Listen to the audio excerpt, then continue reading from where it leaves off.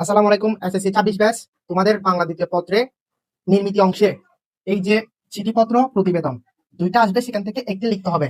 15 নম্বর হচ্ছে 10 নম্বর।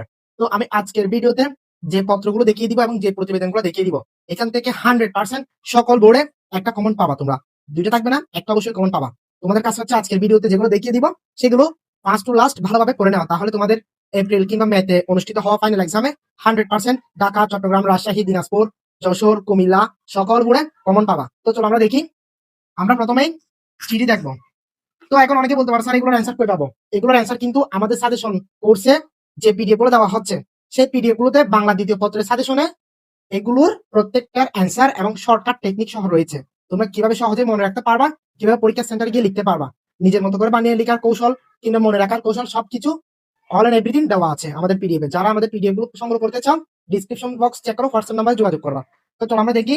এই যে চিঠিতে আমাদের গুরুত্বপূর্ণ মোস্ট ইম্পর্টেন্ট হচ্ছে মাতার কাছে পুত্রের চিঠি, তারপর হচ্ছে ঐতিহাসিক স্থান ভ্রমণ। এটা আমি 5 স্টার দিব।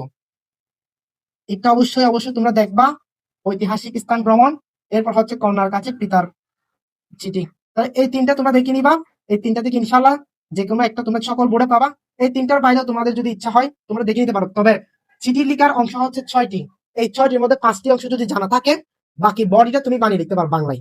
তো এগুলোর শর্টকাট আমাদের সাজেশন কোর্সের কিন্তু ক্লাসের মাধ্যমে শেখানো হয়। যারা অ্যাডমিট হতে চাও অবশ্যই দ্রুত অ্যাডমিট হয়ে যাবে। সেখানে আমাদের চিঠি লেখার নিয়ম, বানিয়ে লেখার নিয়ম আনকমন আসলে তখন সেগুলো দেখিয়ে দেওয়া হবে। সংবাদপত্র, সংবাদপত্র আমাদের এই দুইটা রেখেছি। এই দুইটাই বারবার বিভিন্ন বোর্ডে আসে। ঠিক আছে? তোমরা বলতে পারো স্যার সাজেশন গুলো কিভাবে মেক করেছেন? আমরা কিন্তু বিগত বছর বোর্ড অ্যানালাইসিস করে মেক করেছি। দেখা যাচ্ছে ঘুরে ফিরে এগুলাই বারবার আসতেছে আমাদের সাজেশন কোর্সে। তোমরা এই দুটো শিখে রাখবা।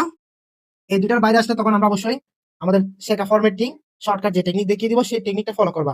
আমি আশাবাদী তারপরে এখান থেকে আসতে পারে বাই এনি চান্স, যদি কমন না আসে তখন এর করণীয়। এরপর হচ্ছে প্রতিবেদন। প্রতিবেদনের গুরুত্বপূর্ণ হচ্ছে বৃক্ষরোপণের গুরুত্ব, তারপর হচ্ছে মাতৃভাষা দিবস, সড়কের দুরবস্থা, এটা তো আমরা এখানে দেখেছি। আচ্ছা না, নবীন বরণ ও বিদায় সম্বর্ধনা, কারণ আমরা দেখে নিব প্রতিবেদন। প্রতিবেদন লেখার নিয়ম আমি দেখিয়ে দিব তোমাদের ইনশাআল্লাহ। তারপর হচ্ছে দরখাস্ত। দরখাস্ত সবচেয়ে ইজি। যদি দরখাস্ত আসে তাহলে দরখাস্তটা তোমরা স্কিপ করবা না, দরখাস্ত লিখবা, কারণ সবাই আমরা জানি এখানের মধ্যে সবচেয়ে ইজি হচ্ছে দরখাস্ত। তো দরখাস্ত লিখার ফরম্যাট জানা আছে, যেগুলো আমরা 3, 4, 5 থেকে শিখতেছি। তো আশা করি আমরা এগুলোই দেখবো ইনশাআল্লাহ। এগুলো দেখে আমরা কমন পাবো। তবে প্রত্যেকটা টপিকের আমরা কি দেখবো, ফরম্যাট দেখে রাখবো, যাতে করে আনকমন এসে গেলে তখন আমরা কিভাবে লিখতে হবে তা যেন আমরা জানতে পারি। সেই জন্য আমরা ফরম্যাটগুলো অবশ্যই দেখে রাখবো। ফরম্যাট দেখে রাখলে বাংলা তো বানিয়ে লেখা যায়, বাংলা বানিয়ে লেখা সম্ভব। তো তোমাদের সবাইকে রিকোয়েস্ট করবো ভিডিওটি শেয়ার করে টাইমলাইনে রেখে দিবা, যাতে পরীক্ষার আগে এগুলো দেখে যেতে পারো। এবং এবং তোমাদের প্রতিটা বিষয় সাজেশন ভিডিও কিন্তু মেক করা হচ্ছে। এরপর চ্যানেলটি সাবস্ক্রাইব করে দিবা, যাতে করে আমাদের ভিডিও